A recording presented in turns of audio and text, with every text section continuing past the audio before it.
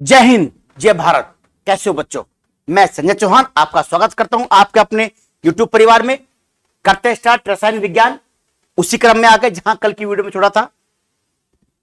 तुरंत देखो, जो पहली बार आए हैं वो सब्सक्राइब और शेयर जरूर करें ताकि आपके दोस्तों को भी इसका लाभ मिल सके, आपके सहपाठियों को इसका लाभ मिल सके। बहुत अच्छे क्वेश्चन चल रहे हैं। जो पहले पेपर हुए हैं उनको अगर आप देखोगे तो उसमें बहुत सारी बातें यहां डिस्कस करी हुई पूछी जा रही है। ये डिस्कशन बहुत इंपॉर्टेंट होता है। जो ये क्वेश्चन है, इन क्वेश्चन को जो आसपास की जो चीजें हैं वो इंपॉर्टेंट होती हैं। जब तक उनके आसपास की चीजें को नहीं मालूम होगा, कंसेप्ट आपका क्लियर नहीं होगा। इसके आसपास की चीजें मालूम हो तो आपको चीजें पता चलेंगी सही तरीके से। तो बच्चों ध्यान रखो, आपका ये जो डिस्कशन है इसको जरूर पढ़े, आपको 100% लाभ होगा।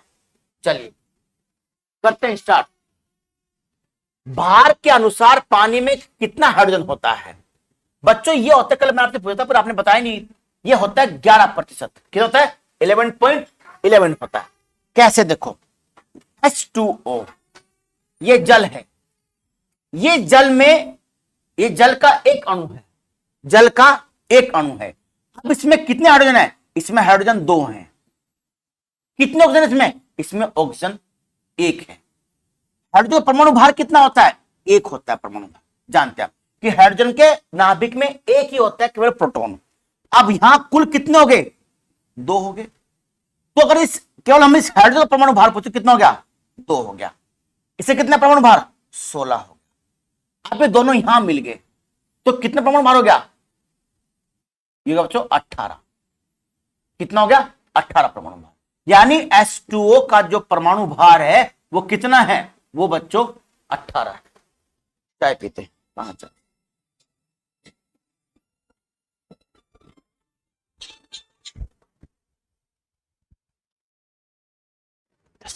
मिनट।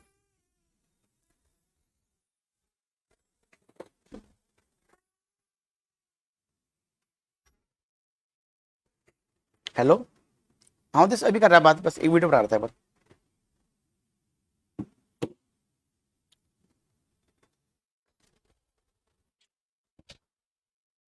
चाय पियेंगे आप?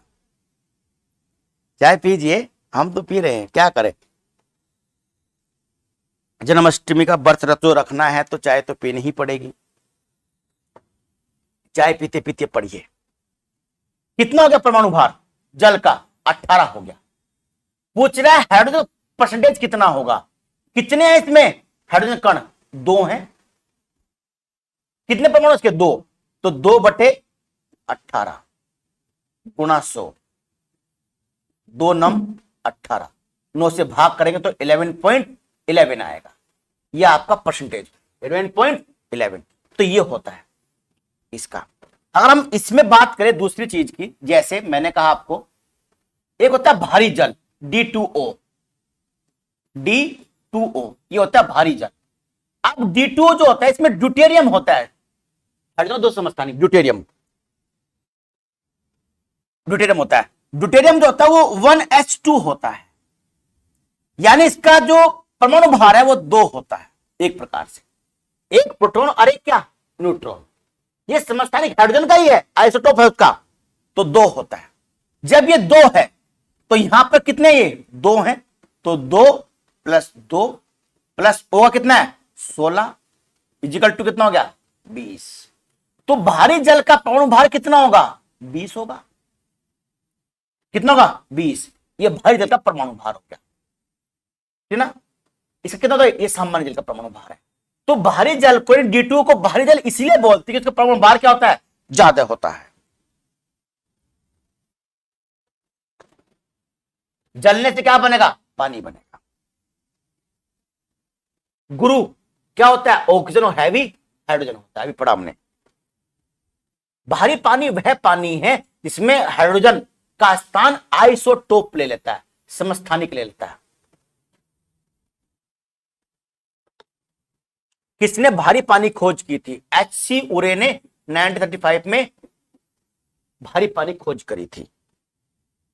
भारी पानी का अणुभार अभी पड़ा 20। जल के लिए पीएच मान, हाँ जल के, देखो जल का डिस्कस करते हैं। जल जो पीने योग्य जल होता है उसका पीएच मान 6.5 से 8.5 होना चाहिए। पीने योग्य जल का मान, जिस जल का मान 7 होता है वो उदासीन होता है। क्या होता है? उदासीन होता है।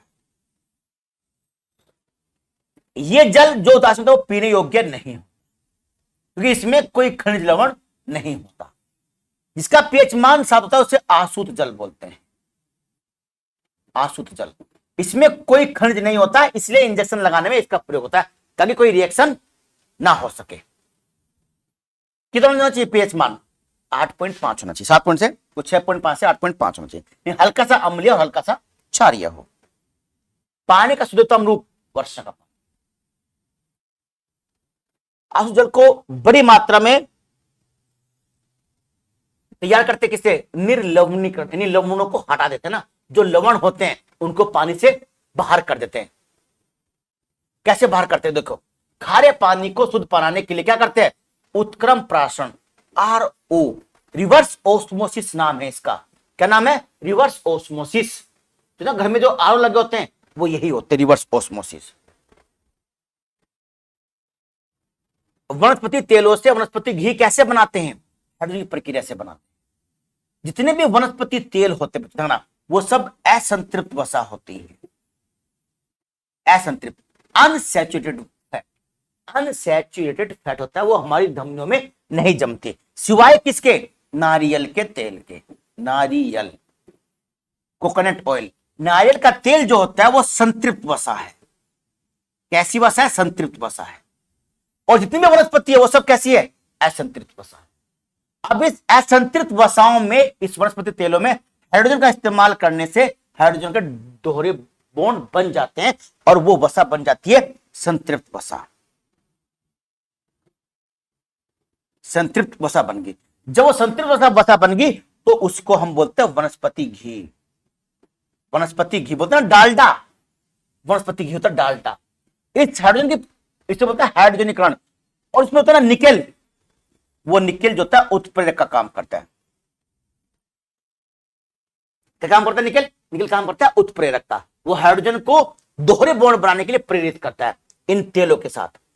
तो ये जो है ना वनस्पति जो होता है डालडा घी जिसे हम बोलते हैं, वो संतृप्त वसा होती है। वो अच्छी नहीं होती है, सबसे खराब वसा होती है संतृप्त वसा। और ये डालडा घी सबसे खराब होता है, वो धमनी में जाके जम जाता है।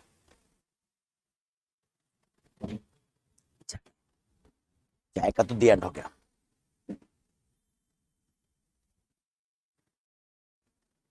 वनस्पति तेलों को हाइड्रोजनीकरण करने के लिए किसका उत्प्रेरक? बताया भी मैंने आपको, इनके उत्प्रेरक का काम करता है। कौन सी गैस नोबल गैस करती है?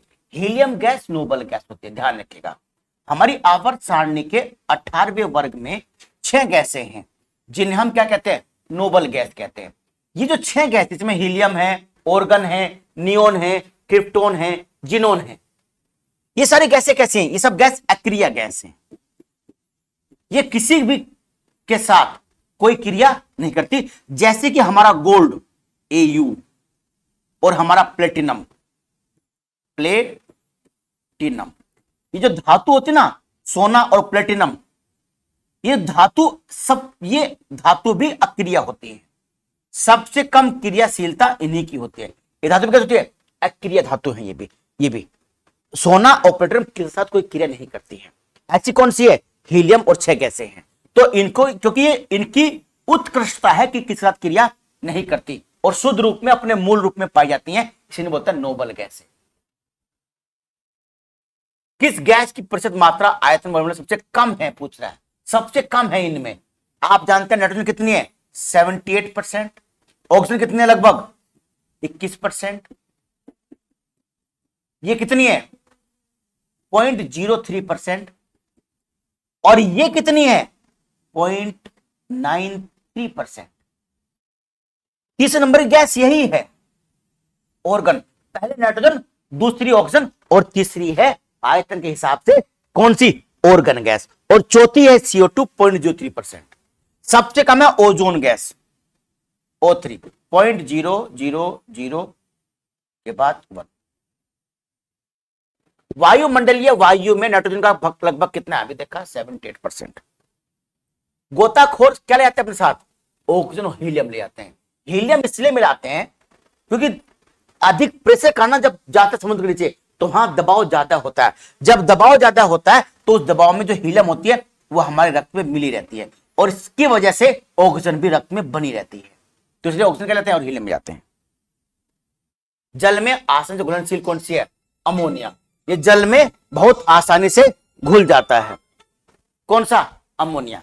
ऐसा कोई भी पदार्थ तो जल में घुलकर हाइड्रोजन के साथ मिल जाता है और दोहरे बॉन्ड बना लेता है, वो जल में आसानी से घुल जाता है। तो अमोनिया जल्दी घुलती है जल के साथ। कौन सी हास्य गैस है? Nitrous oxide N2O। यह है नाइट्रस ऑक्साइड। कौन सी गैस है? लाफिंग गैस बोलते हैं। इसका प्रयोग जो होता है निश्चेतक में भी करते हैं, बेहोशी करने के लिए। निश्चेतक यानी बेहोशी करने के लिए भी इस गैस का प्रयोग करते हैं। परमाणु के टायरों में कौन सी गैस भरते हैं? नाइट्रोजन। हीलियम भरा करते थे पहले, अब हीलियम नहीं भरते, अब क्या भरते हैं? नाइट्रोजन भरते हैं। क्योंकि नाइट्रोजन क्या होता है, जब टायर का जो पहिए होते हैं जब वो नीचे आता है तो उसमें घर्षण होता है बहुत तेजी से जमीन के साथ। जब घर्षण होता है तो उसमें घर्षण की वजह से उसमें आग लगने का डर होता है, तो नाइट्रोजन वो आग नहीं लगने देती, तो क्या भरते हैं उसमें नाइट्रोजन भरते हैं। हीलियम गैस भी भरा करते थे, हल्की गैस होती है इसलिए। मतलब अब क्या करते हैं, अब इस तरह के टायर आते हैं कि तुम्हें हल्के से कोई दिक्कत नहीं होती है, उसमें नाइट्रोजन भरना जरूरी ताकि उसमें घर्षण से आग ना लगे। निम्नलिखित में किस तत्व की कमी को पूरा करने के लिए कीट भक्षी पौधे कीटों को पकड़ते हैं और खा जाते हैं? नाइट्रोजन कमी से। यस, जो दलदली जगह होती है, दलदली, उन दलदली भागों में सबसे ज्यादा कमी नाइट्रोजन की होती है। तो जो कीट भक्षी पौधे होते हैं, जिसे बोलते हैं ना घटपर्णी पौधे बोलते हैं इनको, घटपर्णी पौधे, यानी इनकी पत्ती कैसे होती है? घड़े के आकार की होती है। जैसे एक पौधा नेफेंथीज, नेफेंथीज, ये हमारे मेघालय में पाया जाता है। नेफेंथीज मेघालय में, ये ऐसे उनकी ना पत्तियां, ये छोटे छोटे चूहे तक, मेंढक तक खा जाते हैं। पत्तियां ऐसे होती हैं, ऐसे बैठा कोई मेंढक या चूहा और वहीं पत्ते ऐसे बंद करते हैं, जब तक पच ना जाए जब तक खुलती नहीं है पत्तियां। तो घटपर्णी पौधे होते हैं जो नाइट्रोजन की कमी पूरी करते हैं कि दलदली भागों में मीथेन अधिक होती है, नाइट्रोजन क्या होती है? कम होती है। तो घटपर्णी पौधे होते हैं, हमारे यहाँ नेफेंथीज है जो मेघालय में पाया जाता है। ये छोटे छोटे चूहे, मेंढक, बड़े वाले नहीं, छोटे वाले खा जाते हैं। कीटभक्षी पौधे जिस मृदा से उगते हैं उसमें कमी होती है नाइट्रोजन की। सामान्य गुब्बारे में कौन सी गैस भरते हैं? हीलियम भरते हैं। हल्की गैस होती है हीलियम, होती है हल्की गैस। सामान्य गुब्बारे में हीलियम गैस, और हीलियम गैस भरे गुब्बारे का प्रयोग मौसम की जानकारी के लिए करते हैं। लेकिन हम जो गैस अपने मुंह से भरते हैं गुब्बारा, उसमें हम लोग ना CO2 भी भर रहे, जलवाष्प भी भर रहे, ऑक्सीजन भर रहे और नाइट्रोजन भर रहे, तो हमारे मुंह से भरे गुब्बारे नीचे रहेंगे। और जो गुब्बारे किससे भरते हैं? मशीन से भरते हैं, उसमें हीलियम होती है, वो गुब्बारे ऊपर तक जाते हैं, तो मौसम की जानकारी देते हैं गुब्बारे।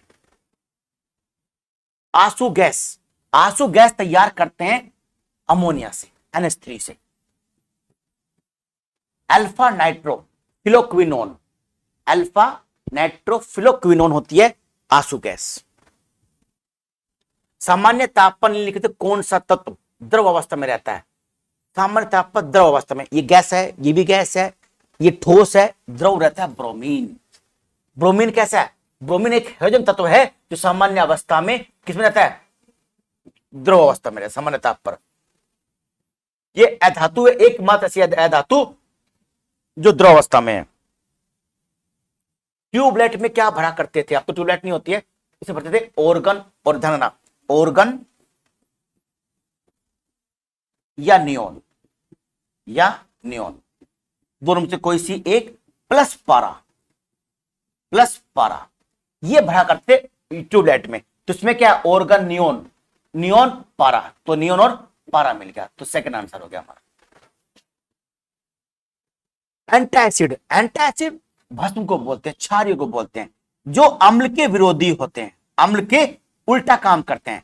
एंटासिड यानी एसिड को जो समाप्त करते हैं वो बेसिक, वो होते हैं हमारे भस्म, यानी क्षार बोलते हैं इसको। क्या बोलते हैं? क्षार। आपके पेट में जब गैस बनती है, एसिडिटी बनती है, तो यानी अम्ल बन रहा है पेट में, तो उसको शांत करने के लिए आप एंटासिड लेते हो। जो ये क्षारीय होती है वो आपको खानी चाहिए जब आपका पेट अम्लीय होता है, उसमें अम्ल बनता है। ठंडा दूध क्षारीय होता है, गर्म दूध का pH मान 6.4 होता है, तो गर्म दूध पीने में दिक्कत नहीं कि वो अम्लीय होता है, ठंडा दूध क्षारीय होता है, इसलिए भोजन के साथ कभी भी ठंडा दूध नहीं पीना चाहिए, गर्म दूध आप पी सकते हो क्योंकि वो अम्लीय है। 1 विलियन लाल लिटमस को नीला कर देता है। लाल को नीला जो करता है वो क्षार होता है, तो होता है वो पदार्थ क्षारीय होता है, जो लाल को नीला करता है, और जो नीले को लाल करता है वो अम्ल होता है, तो क्या होता है अम्ल। तो जो जिसका मान 7 से कम होता है वो अम्ल होता है, 7 से अधिक मान होगा वो क्षारीय होंगे। तो विलियन लाल लिटमस को नीला यानी 7 से ज्यादा होना चाहिए, तो आंसर ई हो जाएगा। 7 पॉइंट अगर 5 होता तो वो आंसर होता। 7 है उदासीन है, 1 है अम्लीय है, 5 है अम्लीय है, 6.5 है वो भी अम्लीय है, तो ई आंसर हो गया। जल में कार्बन डाइऑक्साइड प्रवाहित करने पर बना सोडा एक ऑक्सीकारक है, क्षारीय प्रकृति का, अम्लीय प्रकृति का होता है। सोडा का होता है अम्लीय प्रकृति का होता है। क्या करते हैं, H2O के साथ बहुत बड़ी मात्रा में प्रेशराइज करके दबाव डालकर उसमें CO2 गैस मिला देते हैं, तो जल में CO2 गैस घुली होती है। तो जो सोडा की जो प्रकृति होती है बच्चों वो अम्लीय प्रकृति होती है, तो होती है अम्लीय प्रकृति सोडे की। नीला थोता कैल्शियम सल्फेट या कॉपर सल्फेट, कॉपर सल्फेट, नीला थोता बोलते हैं इसको, copper sulphate.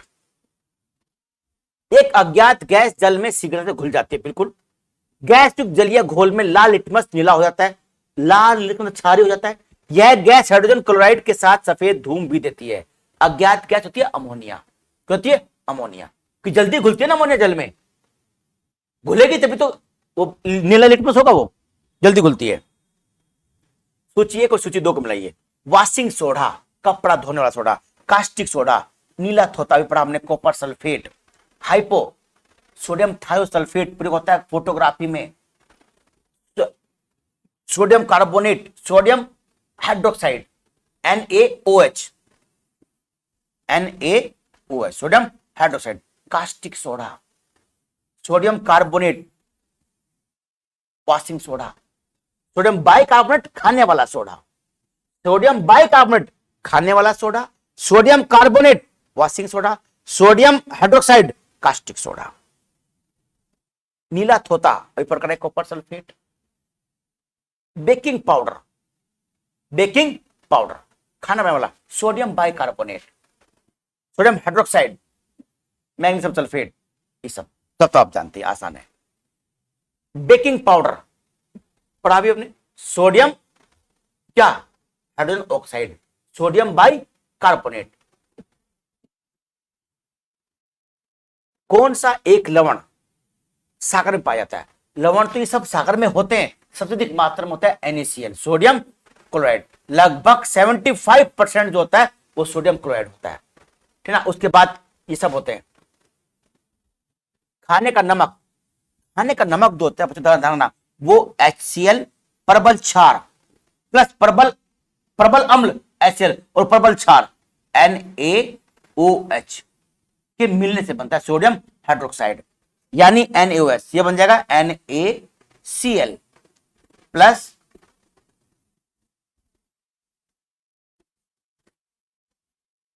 H2O, NaCl, NaCl और H2O, ये संतुलित समीकरण है। सोडियम क्लोराइड बन गया। प्रबल अम्ल प्रबल क्षार के मिलने से लवण बनता है और जल बनता है। प्रबल अम्ल और प्रबल क्षार मिलने से क्या बनता है? लवण बनता है और जल बनता है। ब्लीचिंग पाउडर में कौन सा रासायनिक यौगिक होता है? तो हमने पढ़ा था कैल्शियम हाइड्रोक्साइड या calcium oxychloride. Bleaching powder CaOCl2 calcium oxychloride. लिखित पदार्थ में कौन सा फोटोग्राफिक में प्रयोग होता है? Sodium thiosulphate. Sodium thiosulphate photography में प्रयोग करते हैं। फोटोग्राफी में उपयोग तत्व कौन सा है? वो होता है सिल्वर ब्रोमाइड। सिल्वर ब्रोमाइड का प्रयोग करते हैं निगेटिव को पॉजिटिव बनाने के लिए।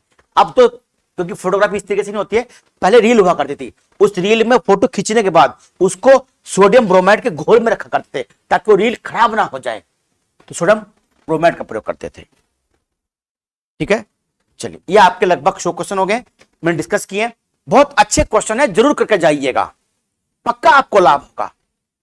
ठीक है बच्चों, अब जो अगले और 100 क्वेश्चन केमिस्ट्री करने हैं वो आपके नेक्स्ट क्लास में होंगे।